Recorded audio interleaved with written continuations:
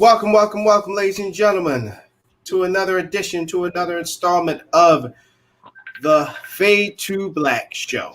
Welcome. I am your host, Donna Alamonte Morris. I am here with Anita Joke, a.k.a. Teach, here with Mr. Alan Bragg and Beast Johnson. Hello, ladies and gentlemen. Hi. Hi, everybody. Hey, how y'all doing? Hopefully everybody's doing okay, but let's get something addressed that happened on the last show. I sent you the link. Now, Mr. O, who's lately been on the show. He's been on correct me if I'm wrong. He's been on the past two shows. At least two. Two shows. Two shows. First off, two.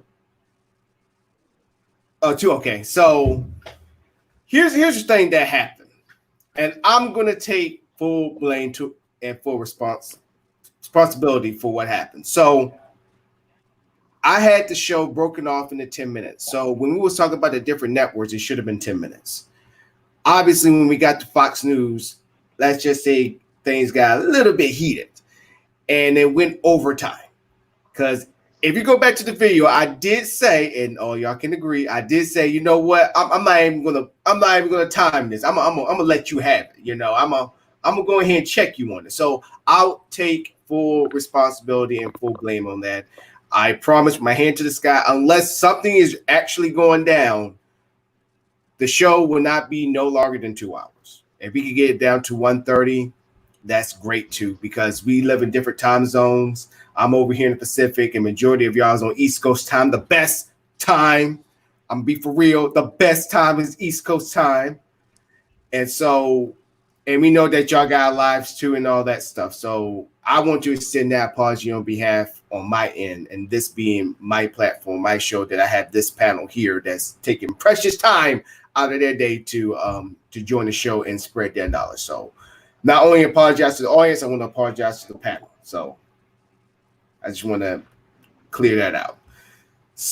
Also, before we go into opening statements, you know how donations go and all that stuff. I'm not trying to make it seem like a church or anything like that. We're going to be gifting to the panel as well as myself. You don't have to give to me, but also what I'm saying is, they come on here and they got something to share. And if you like what you're hearing, you can go ahead and tip them maybe even $1. And I know we're in the pandemic that's going on right now. Don't give your whole entire life savings, Just have you on the show is good. We're in church now. Right. We ask for 10%. Right. We asking whatever laid on your heart. Right. And so if y'all give me like I won't say donation, but tips, donation, whatever you want to call it, it's going to go to the show. It's going to go to a show to improve it, to have more guests, to improve the equipment and all that stuff. This is not going to go to me and go to gas in my car. I'm just going to tell y'all that straight up. So, but other than that, let's jump on into opening statements.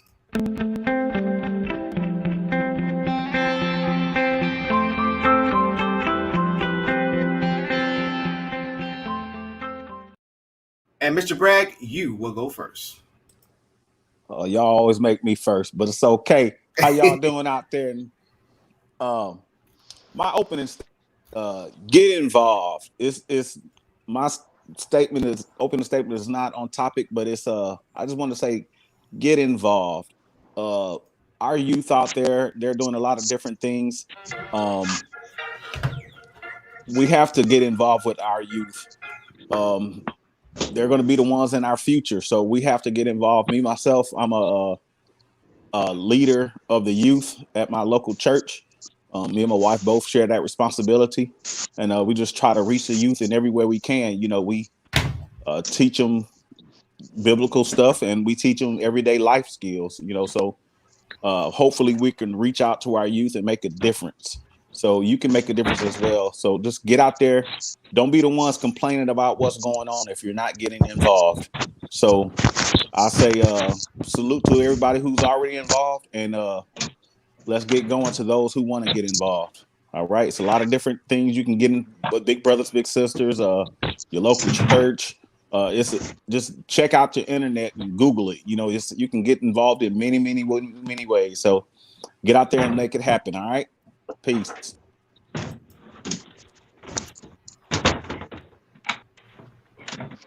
Aquava, Negdef, Thombella, Aguki. I greet you in the many African tongues that I am. Hello and welcome. My opening thoughts are, how do you Sankofa? Sankofa is an Akan word that means to go back and pick up the gems of the past, that you may proceed into your future. With everything that's going on in the United States of America, many African Americans and children of the diaspora are looking into ways to go back and pick up those gems. In 2019, the country of Ghana opened its doors to welcome the children of the diaspora back home. And many are considering and thinking about repatriating back to an African country.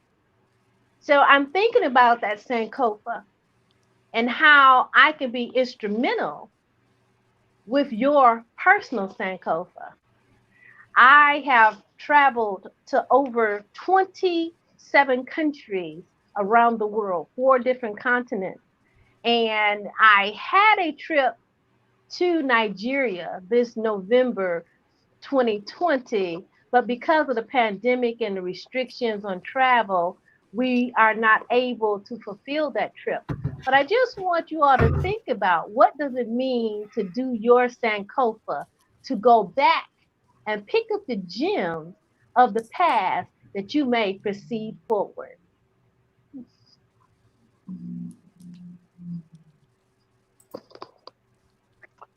Good evening, everyone. Hope all is well.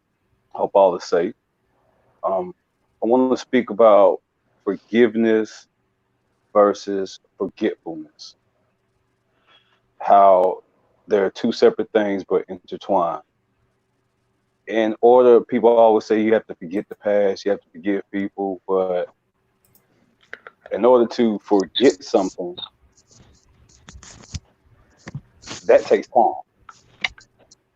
Eventually, you will forget what happened over time, but you can't truly forget it or start to forget it until you forgive it.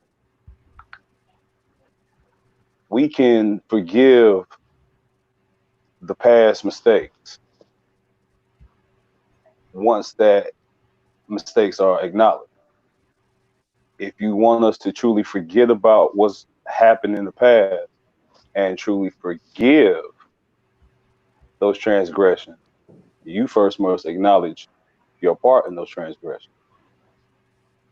Admit you're wrong, admit your fault, and then forgiveness can be made, and then the forgetfulness will occur. That's it. Now it's off to me.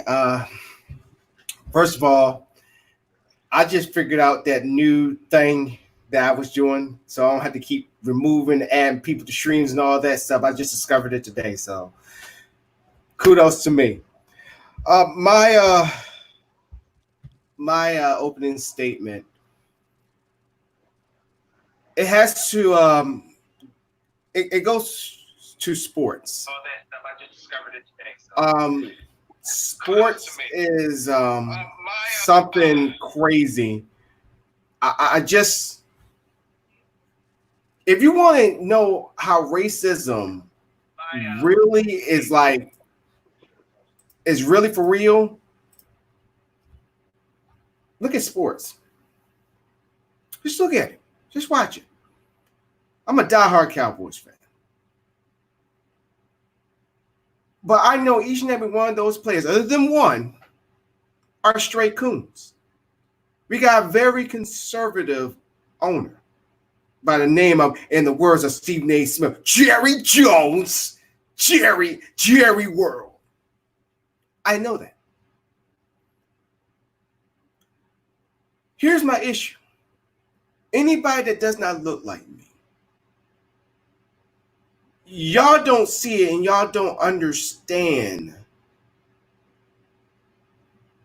that you're looking at racism. Just because they get paid millions of dollars, all this money. And then you got a lot of them that's getting concussions and injuries, and some of them just splurge their money out so much that they don't even have enough for health care. Or at least get the right treatments to get these injuries fixed. Ladies and gentlemen, if you do not see, you only see what, 2 or 3 black coaches in the NFL today. You don't even have no freaking black owners. Only owner that I heard that is out there that was trying to buy a team was P. Diddy. He had investors backing him and everything. But then they sold it to a stockbroker, a manager of a hedge fund, well, owner of a hedge fund. Ladies and gentlemen, that is glorified racism. And it hurts me when Black Lives Matter first started to come out. Every single one of those damn players were quiet. They didn't say nothing. Because you want to know why? I don't want to hurt my bag.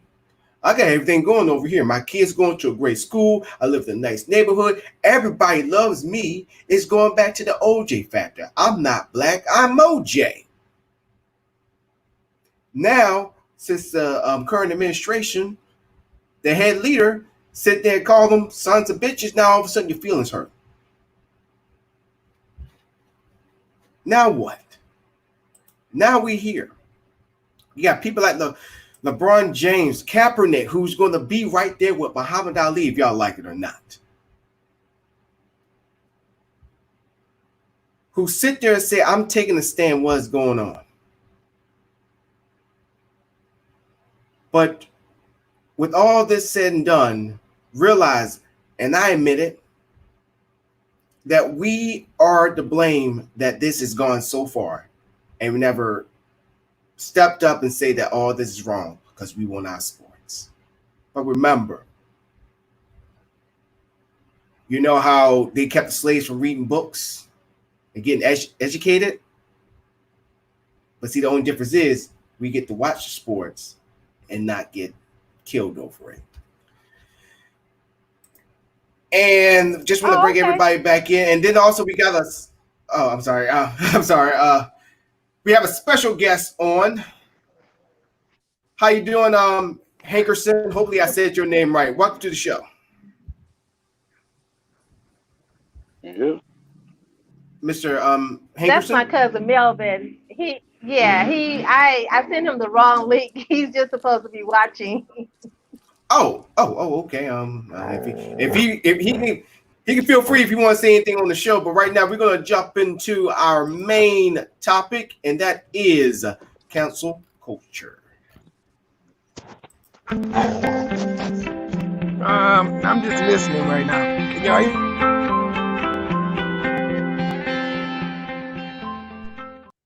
Hello. Yes. We can hear you. We can hear you. We were just doing that caption.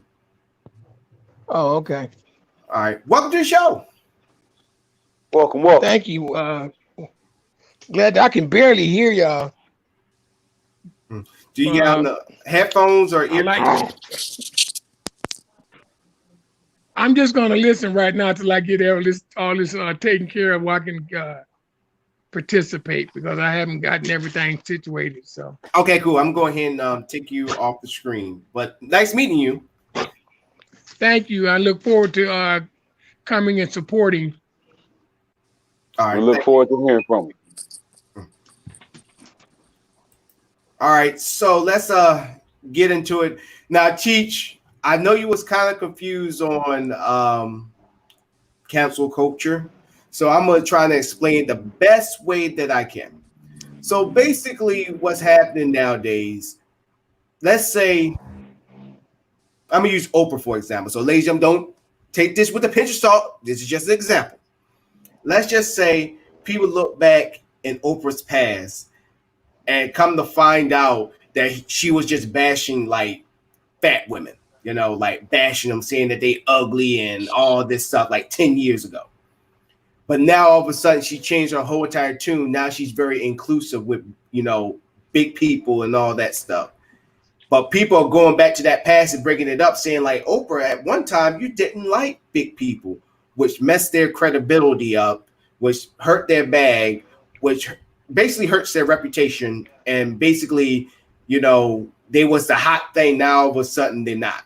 Now they're shown as a bigot, maybe a racist, or maybe even just, you was wrong during that time. What make you any different now, basically? So that's basically what we're talking about today. So okay. If anybody else can better explain that, y'all can go ahead and step in. I guess I can step in a little bit on it's basically that, but it's also a tool used to include the audience as well as turn the audience against the viewer, the actual viewing. So you see this cancel culture more on social media, YouTube a lot, for individuals who, like you said, might have currently did something or something that was said or done in the past has resurfaced, and it paints them in an unfavorable light now. And now their fans, or all it takes is one or two people to chime in with negativity, and the snowball effect occurs. Before long, you have someone say, well, let's just cancel everything about them. And then you have these hashtags, cancel, insert whoever. It could be Oprah, Paula Deen. There's been numerous mainstream celebrities to just online celebrities with that hashtag due to the most significant things like Kevin Spacey to the most trivial of comments in the case of the little pop singer Billie Eilish. She said something that was completely taken out of context, and it was in reference to another celebrity, and they just cancel her. The hell with her. No more money for her. That's what the cancel culture is. It's a whole bunch of people saying, I don't like something about you. No more money for you. And you should agree with me. We should not support this person anymore. Yeah. The greatest example would be R. Kelly. Yes, I was glad to look at the list. That would be the prime example of cancel culture in this full working is what's being done to R. Kelly. Okay. Wasn't it a recent rap star female artist that was supposed to, either she did or was supposed to perform for Trump, and the public went against her? I know who you're talking about. I can't remember the name. But is that an example of it? Yes. Yeah. Okay. I think her name was Melissa Michelle. Chrisette Michelle. Yeah. And Chrisette Michelle. She actually sang for the inauguration, and all black people was like, well, to hell with your music. Yeah, basically. And I'm not even gonna lie. I was basically, one of them. okay. So basically, people or mass opinion can take away your livelihood, take away your career. If you say the wrong thing or take the wrong position or standing in the wrong place at the wrong time. It's not even that if you're on perceived, the timeline. If you are perceived in the wrong light, in the wrong fashion at any time, not off your current makeup and material, but off your overall body of work. If you are perceived unfavorable at any time, then you can fall subject to the cancel culture. Mm-hmm. So what you got to add on that, Brad? Okay. Well, with the cancel culture, it kind of I think that's also when we take people's black card. That would be the equivalent black for card. Yeah, that would be the equivalent for us. Yeah. Yeah, like I forget her name because I canceled her out my mind. The black chick that was working in the White House. Omarosa. Omarosa. Yeah, the new. She lost her black card and we cut it up and shredded it. So, well thanks to Dave Chappelle, we don't have to say the black card no more. Now we just tell you, she's up for the trade. Yep, the black delegation. Right. Yeah, we trade. I just got the email. I don't know if you got it. Check your mail. But yeah, she on the line for the trade for next year's race draft. Mm-hmm. Right. Right now, she's currently ranked number one. This question. Yes, Teach. All right. So let me ask this question. With this happening, I have to ask, in all fairness, is it truly fair if we pretend to be a diverse culture? Doesn't that make us really intolerant? If I take a position that's different from yours and the majority like, no, you should be thinking like this, or you should act like this, or your opinion should be like my opinion, therefore we're not going to support you and damage your livelihood because of it, doesn't that make us intolerant? And doesn't that make us what we are trying to move away from? We're trying to, quote unquote, I've been preaching, as you all say, that we've been pushing the envelope to diversity. Do we push it on Monday and pull it back on Tuesday? Do we push it on Wednesday and pull it back on Thursday? Where is our consistency in terms of really truly being diverse and allowing people to be diverse? And I'll give you an example of how I, quote unquote, try to be diverse with Professor O. He definitely, every time he comes and answers anything on my Facebook page, there's a whole argument.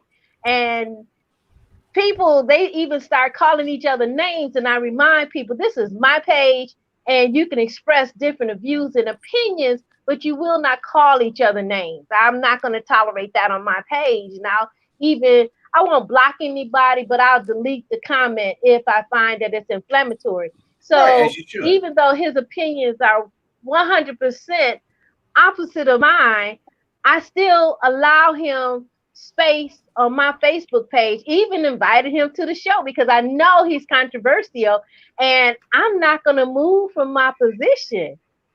So that's my way of embracing diversity. But why are we afraid? Why are we truly afraid? That's the question. We go to the second question. Why are we afraid to truly embrace diversity? Because you're scared to change your preconceived notion. My version of diversity, my father was a musician and played an extensive amount of music. And between him, school, and actually growing up in the era of MTV, actually playing videos, God, I miss those days. Anyway, I have a very, very eclectic taste of music. And on my phone, it could go anywhere from current hip hop to 90s hip hop to 80s hair band. Some funk might pop up. Then out of nowhere, you might just hear some Waylon Jennings or some good old country. And I like to go out and do karaoke. I go out and purposely do songs that are not black. Songs that I know people that look at me would not expect me to know. And you can see the white people that walk in and they're like, and I've done it to black people, gone in and sing Aerosmith's Dream On. And a whole table of black folk was like, yo, bro, I swear to God, I thought you was doing the Eminem version first. And then you just started singing and you blew my mind. I didn't even know that song had a high note in there. And the white dudes is like, I never see anybody like you sing that song. Like, yo, are you doing something else? You take a request? Do you know this? Would you sing this? Yeah. Like, by embracing that diversity, you leave with a totally new outlook on life. Everything sounds different. Everything tastes different. Everything looks different. Because your eternal perception has been altered for the better. And that scares people because they're scared of what they might truly see, not within the outside, but within themselves. And realize there's some shit about themselves that they need to change. All right, Roger that. So for me, for the first part, what you said, teacher, about we need to for us, how can we just be like this 1 minute and then the next minute we take it back? Here's my thing with that. Here's my thing. When you put yourself out there on Jump Street, you deserve everything. So there are times where people could, you just need to just be quiet and just don't say nothing. Now, on the flip side of the people that's judging, oh, you offend me and all that stuff, I don't want to say it's the PC culture, because I think PC culture, here's the thing what I believe about PC culture, and we got to switch to a different topic, which we are. I'm going to continue it on into our next one, is when you got people who is offended by, let's say, the things that I'm saying, and then they just go in my past and like, well, Morris, you did say you like vanilla ice cream. Now all of a sudden you like chocolate now? Like, what's going on? And I would say to anybody, to your face, you can go back to all my shows. I encourage you. Go back to all the videos of things I said. And you be like, well, you got a different outlook on it now. I will stand on it. I will stand on it. And that's the biggest issue that I got with all these people that's getting canceled. Now, don't get me wrong. There's a lot of them that deserve to get it. A lot of them deserve it. The base of it deserve it. The problem with it. But the problem is how they go about it. That's the issue. No. The problem is the base is so justified in it. Your Spaceys, your R. Kelly's. Mm-hmm. There's a YouTuber by the name of LaCosta. I saw some information on him, and that dealt with more child issues. Right. So just throw that out. Just to round that out. Right. So no, you have a base like that that's so justified of getting canceled and catching that kind of heat that it gives you a morbid justification to start looking at everybody else, because you're like, well, they out here doing this shit. What these people over here doing? You start overanalyzing everything, and the second you run across, it's like, and no disrespect to Teach when I say it's like a female going through your phone. The whole and I've heard females tell me this. They don't go through a dude phone, because you go through a dude phone, you're gonna find what you're looking for. And it may not even be what you're exactly looking for, but you're gonna find something that you don't want to see. Which lead me to the next one, to the next segment is PC culture. So we started the 10-minute clock. So which lead to the PC culture. I think, does PC culture actually have a lot to affect with cancel culture? Yeah, yes, a lot. But but PC culture, and a lot of people are going to disagree with me on this. We need it.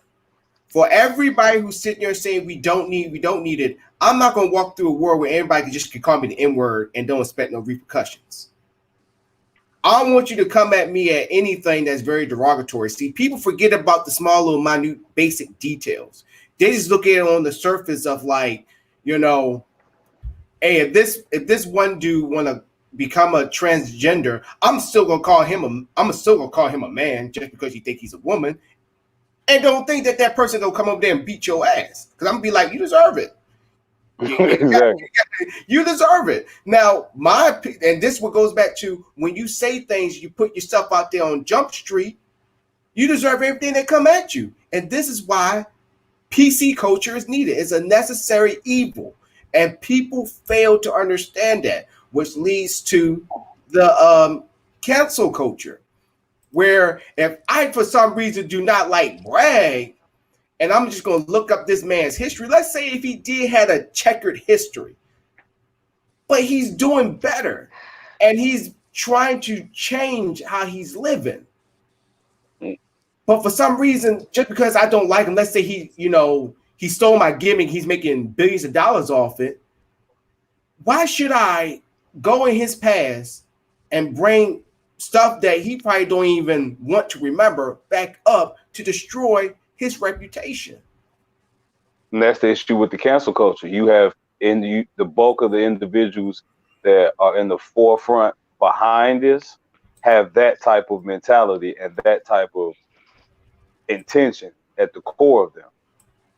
Yeah, I mean, it's hard to like I said, it's a snowball effect. It becomes overwhelming, and now you're at the point where you're walking on eggshells. And as far as like the PC culture is mainly just another version of what the old school would call decorum. Yeah, etiquette. It's a certain way that you act out in public, because it's a certain way that you want to be treated when you're out in public. How you act behind closed doors, that's case by case. That's between you, them, and God. Right. But when you out in the public mingling, it's certain things you don't say, it's certain things you don't do. It's just certain ways that are expected. Yeah. Yeah. Let me jump in here real quick and tell a quick story about where I'm not going to tell you where I used to work, but after I got out the military, I was working at a facility, and one of the maintenance men, we had a hole in the ceiling, and we had some water leaking down. And he said, "Oh, I'll just go up there and put some black mammy on it, and it should be okay." And I said, "Black mammy?" And he's like, "Oh, I'm sorry. Let me be politically correct. Some tar on the roof." And and I'm like, just because you say you want to be politically correct, that does not excuse your language. What you just said, that was very offensive, and that was totally out of line. That was totally just racist what you just said. He's like, "Oh, Alan, I didn't mean that by it. That's just what we call it." I'm like, "Well, you shouldn't just call it that."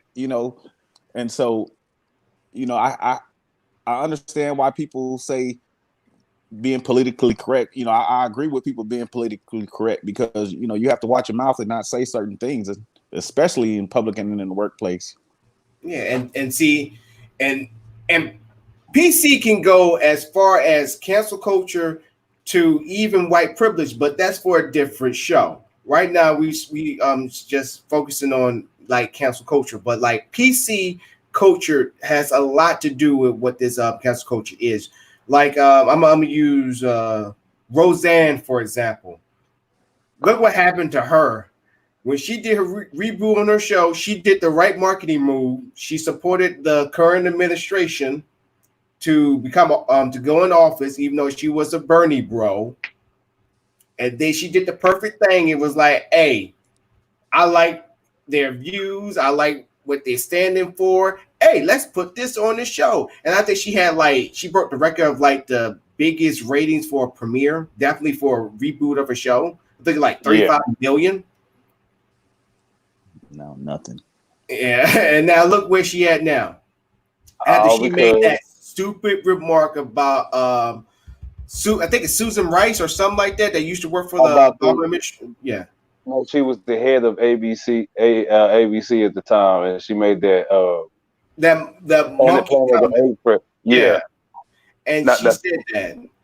Now the saddest part about that is how they internally they kicked her off her show, kept the show going, and then basically they pulled a black move because they did her like they do us. In the show, she dies of an opiate overdose. So now her character has been completely tarnished. Everything that she was loved for at the end of her days, she OD'd off pills. And none of her family knew, so she was a closeted pill popper. That's how they painted her exit from her own show. Mm-hmm. And ain't that Oh, something? wow. Yeah. Mm-hmm. Wow. Mm-hmm. The I thing mean- that I would like to ask, and again, this is my naivete, but Brad, could you tell me what is black? I mean, I know you said it's tar, but what does the black mammy part allude to?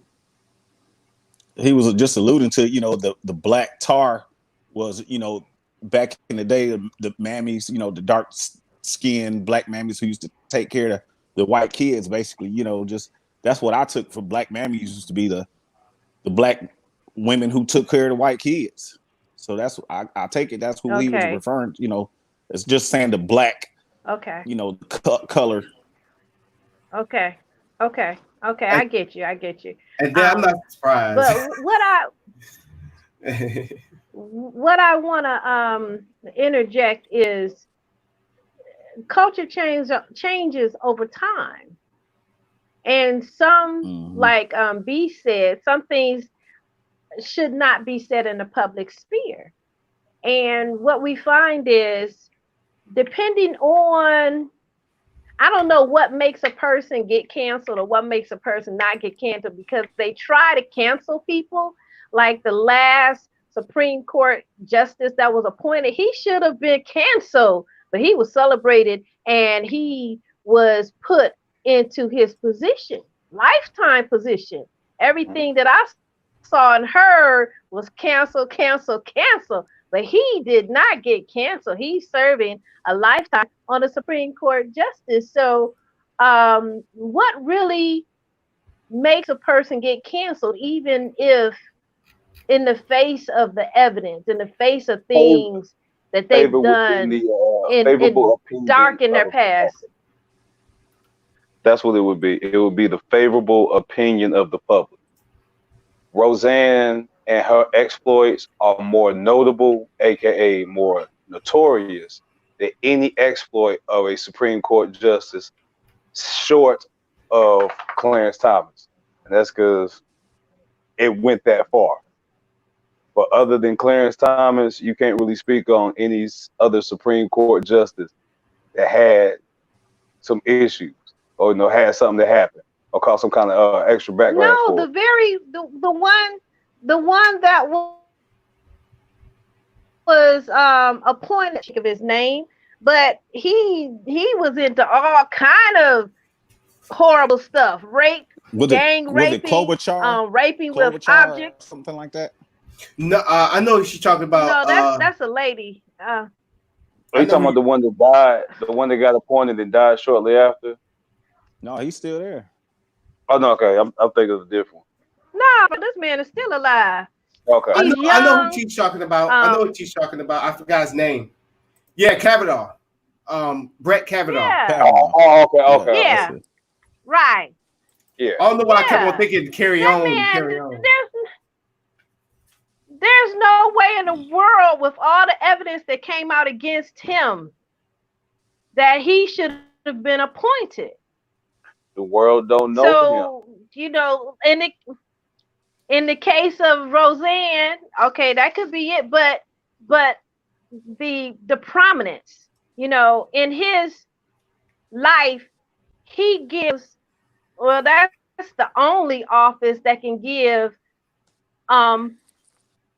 that he can opine or give his opinion because of his position. That is the highest opinion in the land. And this man has the worst background and track record a male abuser, a gang raper, and all sorts of things. And all these women came out. Even some of his frat buddies turned on him and said, you know, what do they call? I forgot what they call it, but when they fill the anus up with beer and the beer bottle and all that kind of stuff. I think you know, and all that kind of drug usage and whatnot. So it was really gross what this man was involved in then and probably still now. But he got appointed. Yeah, he got appointed. Because you got those votes. The best thing I can say, if it was up to the public, he would have probably never got voted in. Prominence holds no sway over public notoriety. Yeah, at the end of the day, yes, he is a prominent person, but his position and his title is something that very few of the mass general America knows anything about, other than it's a position that exists. And you've heard about it either in conversation or seen it in the paper, but you don't actually know what the hell it is.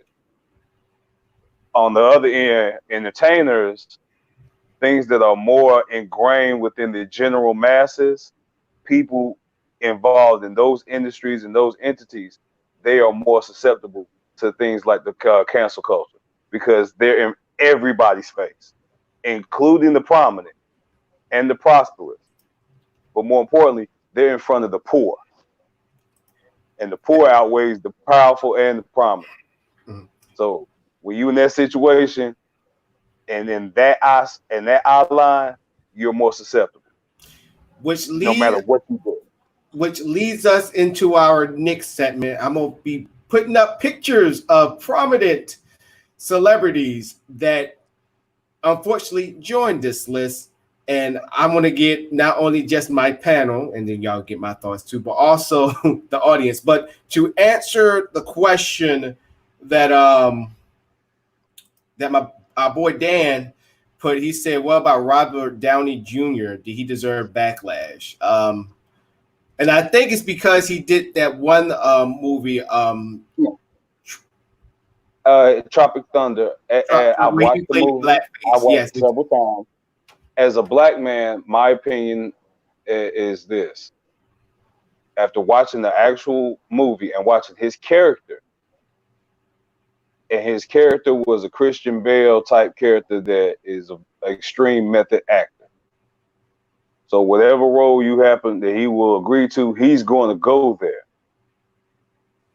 And if those people that actually watch that movie, there's a certain scene, moment where he kind of has an existential breakdown from being in that mode of pretty much blackface the whole time. It was just a role. Yeah. But in that role, he did show that as a person, this is messed up what I'm doing, and it's messed up with my head. But at the end of the day, this was a simple role, a comedy role built within a role. And this wasn't him actually being blackface. This was just him playing the character. Acting. And speaking of, I'm sorry, I didn't mean to cut you off. I apologize. No, I'm saying I was just feeling like you really can't hold that against him. Right. Like he hasn't had any actions. There's a difference between him doing blackface in a movie and when Ted Danson did blackface at the award show with Whoopi Goldberg. That's bad. Yeah, and Oprah did not Oprah. Yeah, Whoopi didn't even check him on it neither. But you know how she is. You know, she's getting the bag with the view now. But I'm about to pull up this one picture, and I think everybody probably gonna get immediate reactions. But here we go. Pillow talk. Pillow talk.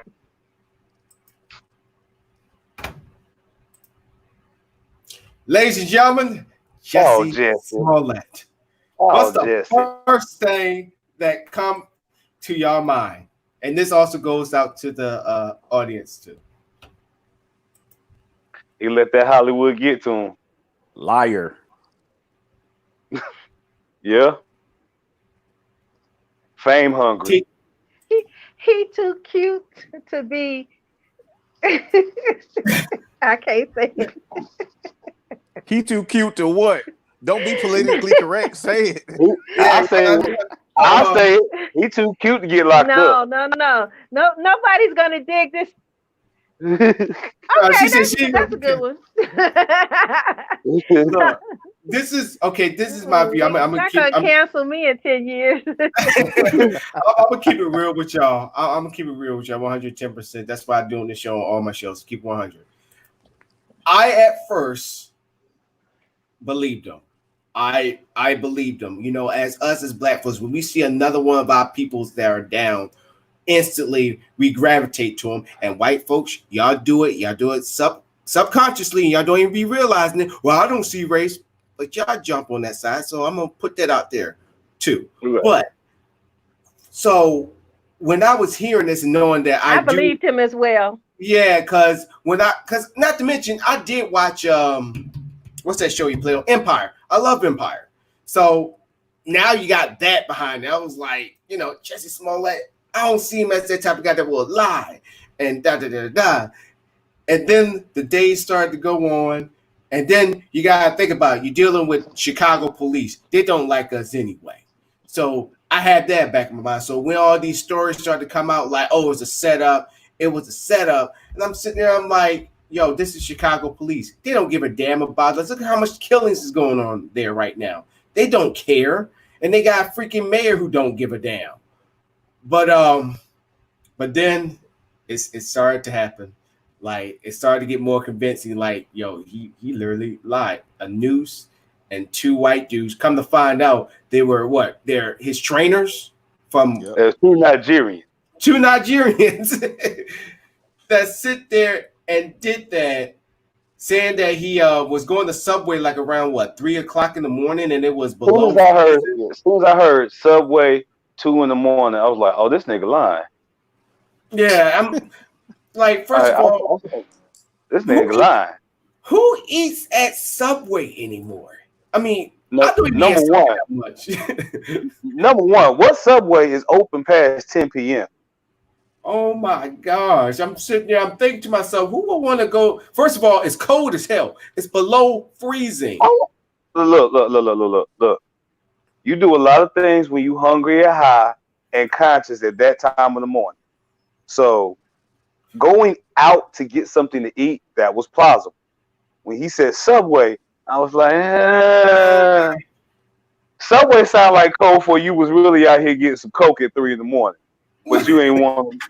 That's what I initially thought. I thought like it really got hurt, but he was out here getting some dope or doing something he had no business at 3. So he just said Subway. I was like, I initially believed it. Yeah, they hurt him. I just didn't believe he was out here getting no Subway at 3 in the morning in Chicago, of all places. Hey, he might not have been at Subway, but he was looking for a $5 footlong for sure.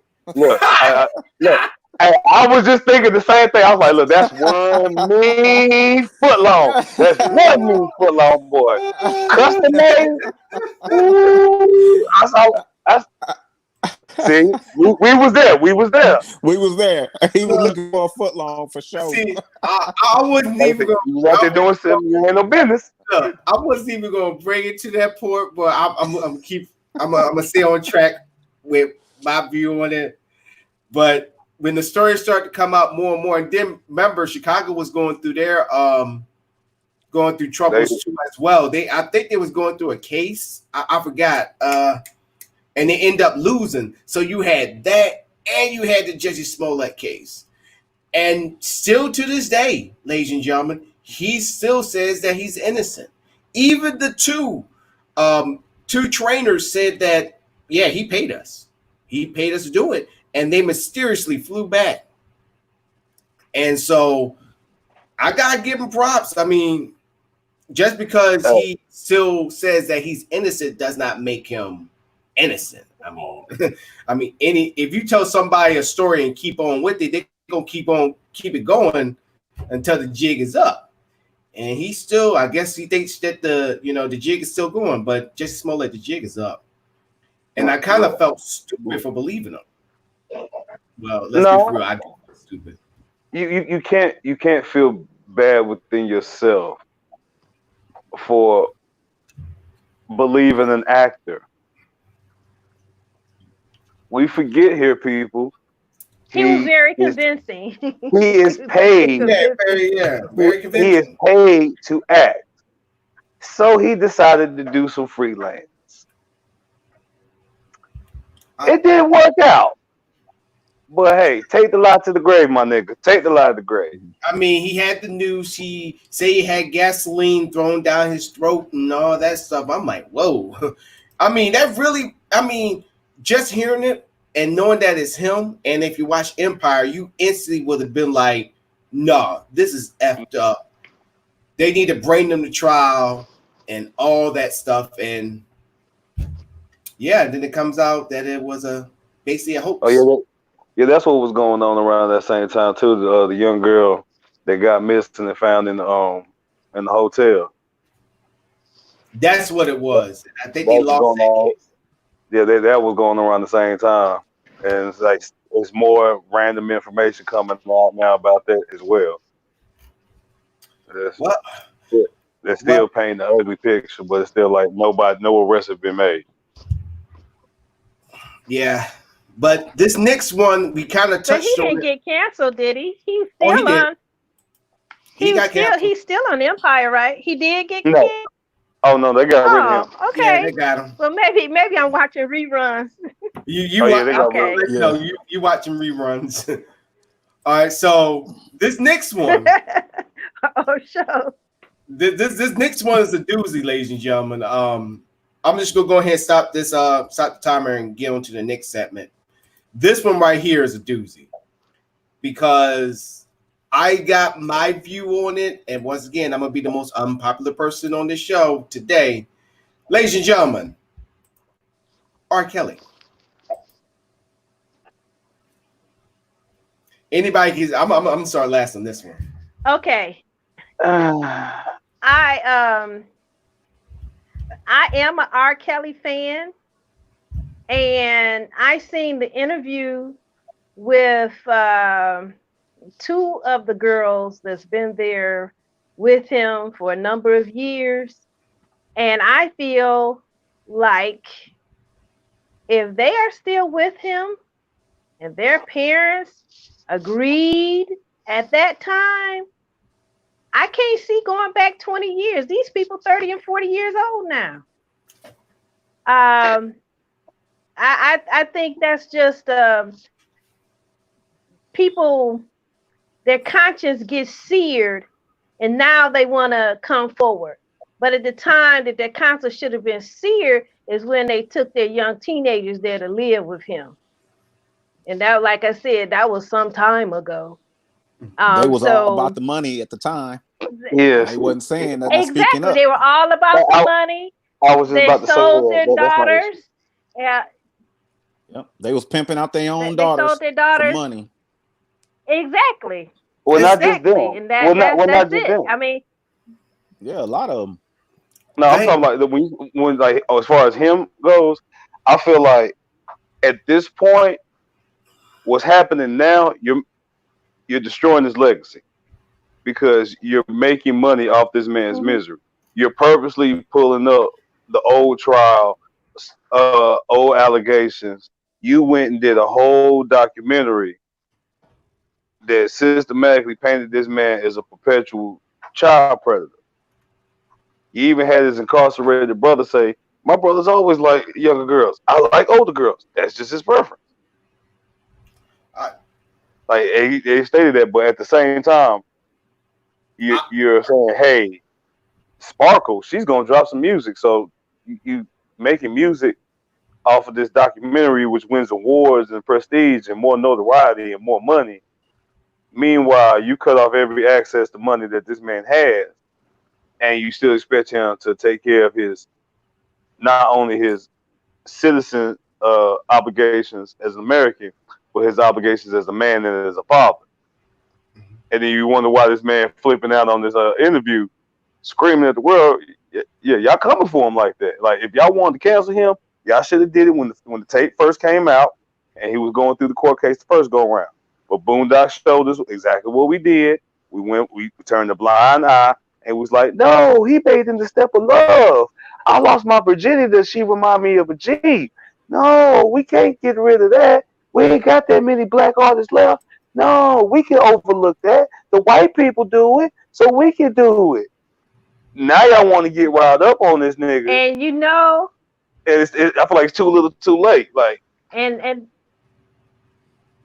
the perfect comparison is Hugh Hefner and his Playboy Mansion. Oh my God! Oh, y'all Hugh read my Hefner, mind. All he had was underage. All he had was underage barely girls in there. Barely But he is glorified.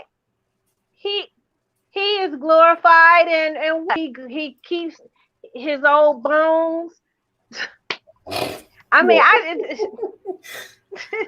this man was like It's 70-something years old and still getting women pregnant. Died with like that 4 was artificial girlfriends. insemination. Hey, your sperm, hey. There has been confirming statements from his girlfriends that it might take some help, but he still getting it done. But see, I thought I was going to be the Mr. O for the show today, but y'all just read my mind. This is what I've been wanting to say for a long periods of time about R. Kelly. And the interview that you was talking about, Teach, that's the interview with what's her freaking name that messed up with the Kobe interview? Gayle King. That right there, I didn't like her for doing that interview even before the Kobe Bryant interview, because she knew exactly what the hell she was doing. And if y'all watch after that interview, you know, because after they do the interview, she's with her panel and she explains more about it. And she was saying that after those 2 girls basically checked her, sitting there saying all the things you're saying is wrong. My parents, you know, they just want to do this because of the money and everything. She literally said that R. Kelly was at the side of the hallway because it was in the room. He was outside and he was making coffee noise, and they would change what they was about to say, or if they was about to say something that was going to defame him and something like that. And I was like, really, Gayle King? I said, that's where we're going to go? You want to be like your homegirl so bad that you're willing to do that. I'm not saying like even with those women were not. Those women were not as a woman. If anyone was asking me disparaging questions about my husband or my interests, I know what to say. I know how to put it out there. Those women are not stupid women. They did not have to, you know, hear the tingling of a bell or the, you know, or to know what to say. That's utter foolishness. That's utter foolishness. Those women have been with him, 15 years or more. They know him. They know a woman's position is to protect her man. They were not going to say anything that was going to cast a negative light. And I felt they spoke the truth. Yeah, me too. And even if it was Coach, they spoke it from their hearts. Like I said, right, what's going on now? It's too little, too late. Y'all can't say the girls he got. They was barely legal when he got with them, but they was legal nonetheless. Yeah, the parents signed in. Ted Nugent did the same shit, and y'all ain't bat a fucking eye. And she was 15. And the sad thing is, he is still in jail. He's not even convicted yet. Elvis, Jerry Lee Lewis. Yeah, I give it. That was their cousin, and that was their cousins. But see, the thing is, right? This man's not even convicted, and he's sitting in jail. He's not even sentenced yet, and he was trying to get out. And he also have a lawyer, Perryman, that I follow on Instagram. I would love to have her on the show. And she's saying that all these complaints that these women are bringing up, because she worked with him, and she said R. Kelly was not doing all those things that they were saying. She said, I can release all the tea on this if I wanted to. And I would love to have her on this show. I will send out an Instagram and all that stuff on her. But But all in all, on this R. Kelly thing, was he dealing with underage girls? I mean, it was a video out there with them peeing on them and all that stuff. Yeah. But at the same time, that was how many years ago? And then y'all don't realize majority of the music that y'all listen to probably had R. Kelly's, touch on there. Like Charlie Wilson's album, not his album coming back as a solo years ago. R. Kelly helped him out with that. And even songs that I didn't even know that R. Kelly had his magic touch on.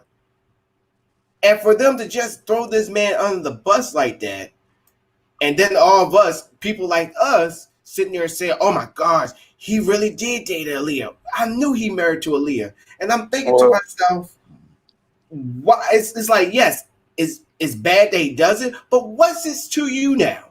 Aaliyah's gone. I could explain. I could explain to you honestly the issue with R. Kelly, and it's a similar issue that parallels Bill Cosby. They are examples of what happens to black celebrities when they go against the grain. When you are already in there for a certain mode that they find profitable and marketable, you got to stay in that mode forever. Yeah. So in the case of R. Kelly, his mode was over-sexualized, very suggestive music that was geared to young women. Yeah. Teenage to young women. It was arranged so the older women would catch on to it too, but everything is geared to the youth anyway. Yeah. And his music has always been that way. And if you look throughout his career, every time he's gone against the grain, he's received massive backlash, both professional and personal, in his life. When he did the song with Kurt Franklin, caught hell for that. He dropped a very inspirational album that they wanted him to drop another 12 play, so he dropped 12 play too, but it wasn't like 12 play. Right. It was more inspirational. He caught hell for that. And that was around the same time that the tapes and everything started popping up. And if you actually listen to this man, he was crazy, he was emotional, but he was speaking truth. They are coming from my life. He stopped doing what they wanted. So now they fucking with him. And you saw the same thing happen with Cosby. So that's all we're really seeing here with R. Kelly. So Dan, go ahead and touch on it while we get into the next subject.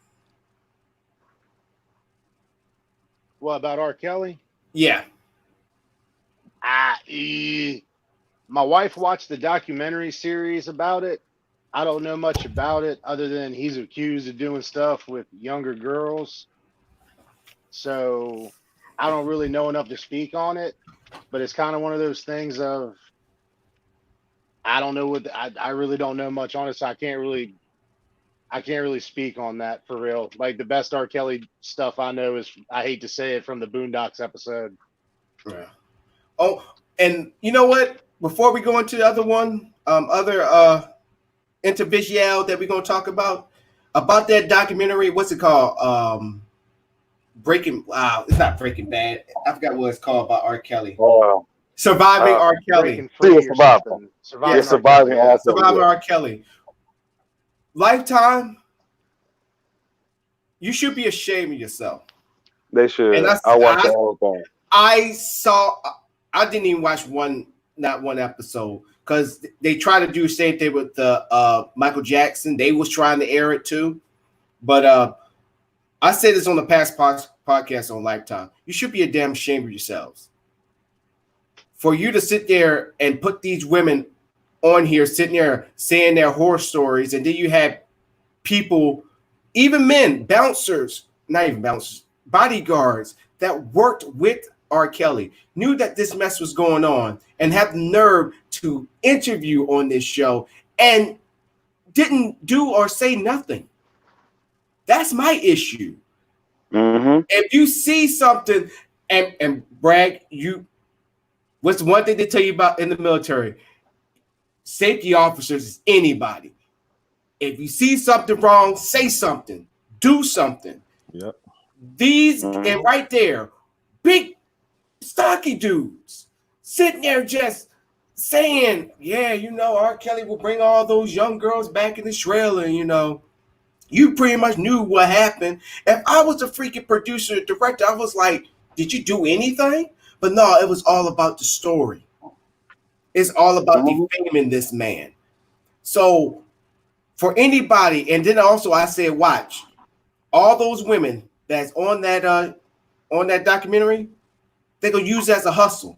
Now they're gonna go on like television shows. They're gonna go on every single like probably movies, premieres, and all that stuff. Probably make a book, go on a road tour, and make all this money, which is happening. One of R. Kelly's exes is on a freaking Love and Sparkle dropped the album after in correlation with the documentary.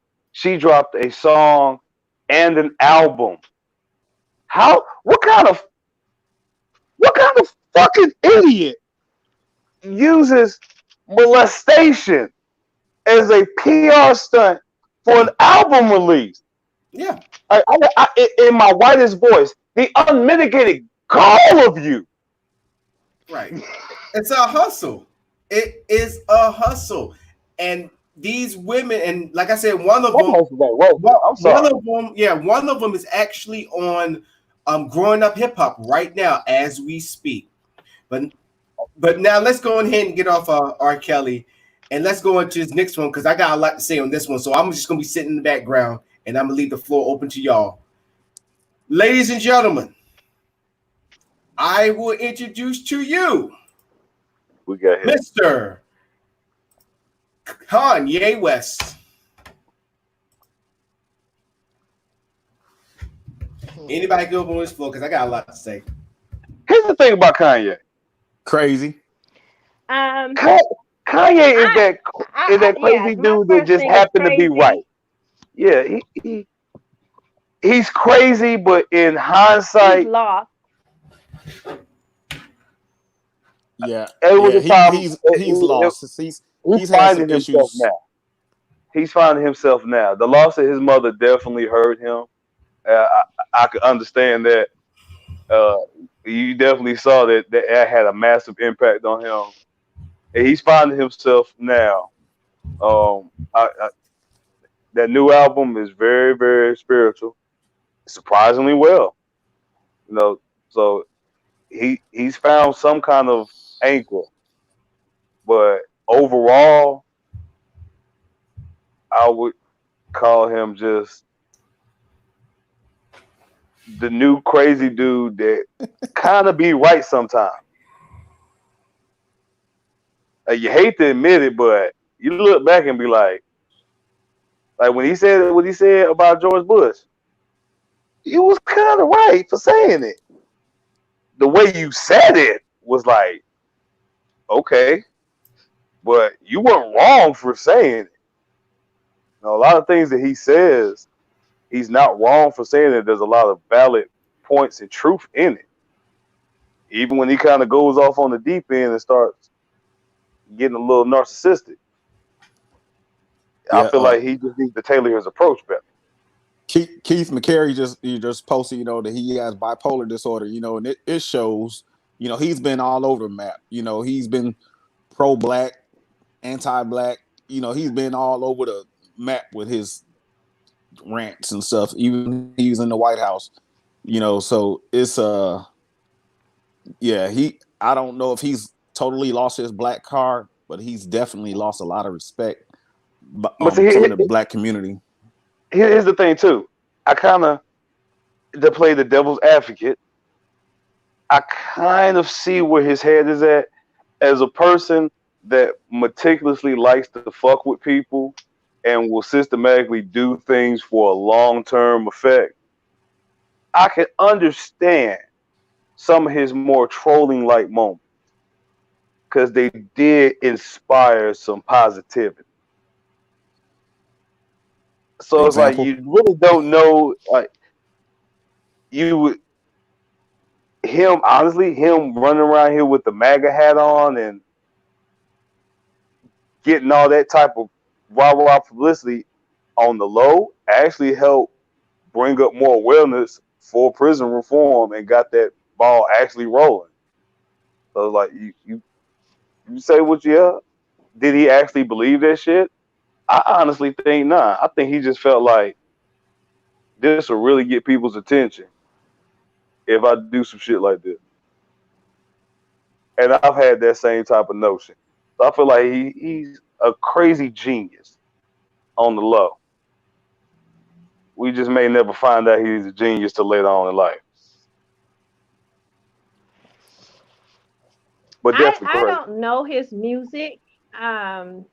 I can't identify one song, and that's just maybe just the age difference.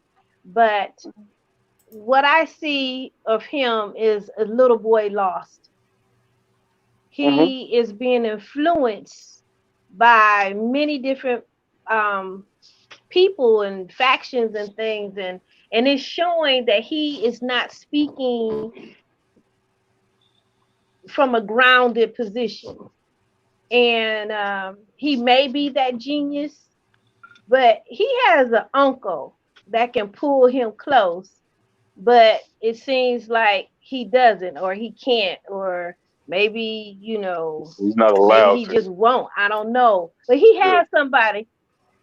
I don't know the circumstances, but he has somebody that's just as public as he is that can pull him close and ground him and fortify him where his mother may have left off because of her untimely death. And so he's just wild card. You never know where he's going to come from. I don't even think he knows where he's going to come from. Eloquently And put. for me, he's that unbridled testosterone. Just unbridled, whatever comes to his mind, he's going to say it instead of filtering it, checking it, and making sure that is the position that he truly wants to take. And I can see him in 10 years going back and looking at things that he has said these last few years, like, dang, where was my head at? How could I, I could see him doing that in 10, 15 years, or even 20 years, because as we age and mature and experience, we do grow wiser. We do take different positions. I mean, how you thought as a 15-year-old is definitely not how you'll think, hopefully, as a 30-year-old or a 45-year-old or a 60-year-old. So time and experience gives you maturation that changes your viewpoint and your focal point. So like I said, he may be a genius. I believe he's very well loved and respected in the music industry, in the fashion industry, and whatever other industry that he partakes in. But as a mouthpiece, as he's attempting to be for African Americans, that needs some seasoning and it needs some guidance and direction. You can go ahead, Dan, if you got anything to add. I mean, you got to give him this. When he goes on one of his tangents, he's all in. He sees it to the end.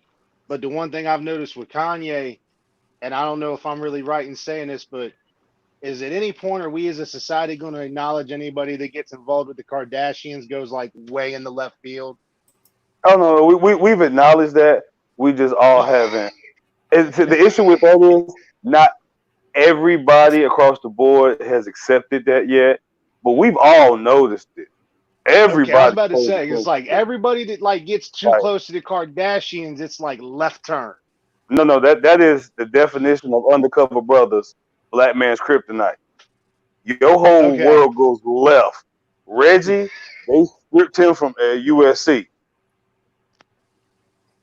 Lamar had one of the best drug addict endings of any drug addict ever. Like, if you're gonna do drugs, that's how you should go out.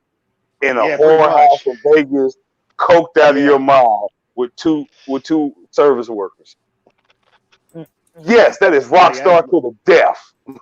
Yeah, pretty much. Yeah, it's like I'm just like whatever he does, he goes all in and he stands behind it. I'll give him that. but it's like I look back on his, because I'm a fan of his music. You know, I actually have a really funny story about the music video, All of the Lights.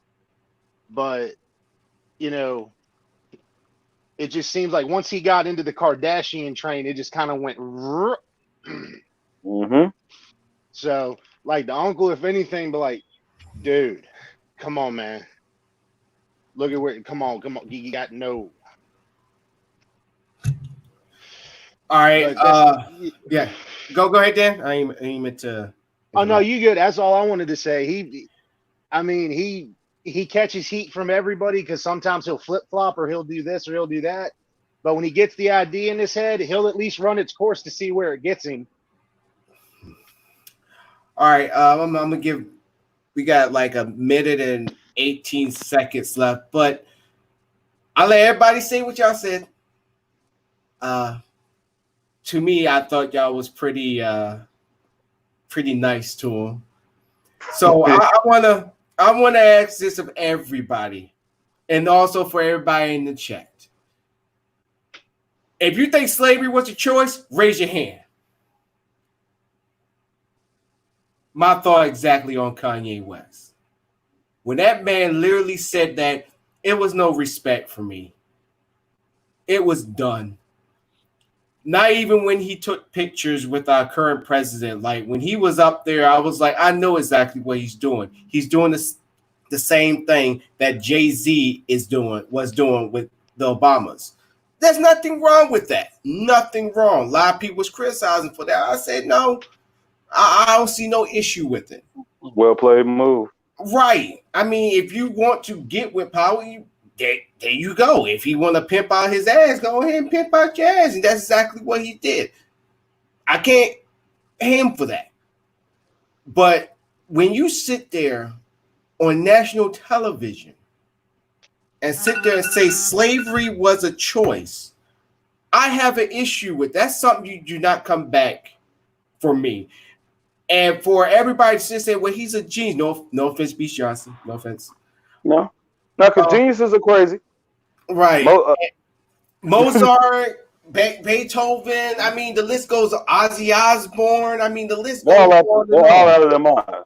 But you will never hear anything that crazy come out their mouths. No, you're not going to hear Waylon Jennings come out and say, yeah, white privilege exists. You know how many of his sales would go down? They will cancel him so quickly, so bad, it make his head damn spin. Not even his head spin, his whole life spin. And I know the segment is over, but I just wait till everybody else say what they have to say because I was not going to be nice to Kanye. Kanye said that I was done. I could give a damn if he made music about Jesus. I don't give a damn.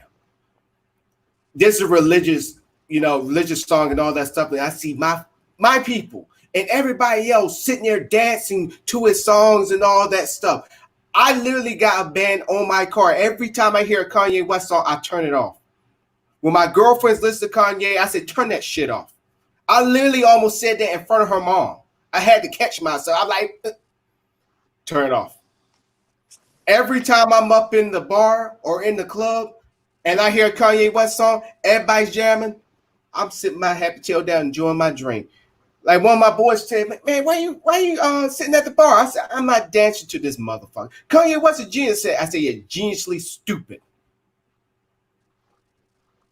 F Kanye. There's no coming back for me. When you sit there. That's a clear example. Yeah. Go ahead, Teach. That's a clear example of pillow talk. Basically, that's a clear example of pillow talk. I mean, there's some things you just can't, and black folks, we are at fault at this. It's like when you have somebody that throws you under the bus, like I'm gonna use Tekashi 6ix9ine, even though he's not a brother. He's Mexican. No offense, Mexicans, just watch the show. How are we sitting there saying he's a rat, he's a snitch? This dude comes back out of jail, gets a brand new record contract, making millions of dollars. Freaking Nicki Minaj with her overrated ass makes a song with him, and now they're on top of the Billboard charts, and he's got what, over 100 million views? And I guarantee you, majority of us are watching that content. That's the same thing I see with Kanye West. Like, I'm still going back to my old music and I'm deleting every single one of his songs. That's how much I'm done with him. You just can't sit there and say, oh, well, slavery was a choice, and then try to change it up and say, oh, I mean in the mind. And then all of a sudden, well, the 13th Amendment need to be, fixed. Dude, it's too late. You already shot Bambi. You shot Bambi in the head. There's no coming back. Oh, she's shaking. She's still moving. No, she done. Take her out of her misery. And that's what I see on Kanye West. Do anybody else got anything to add?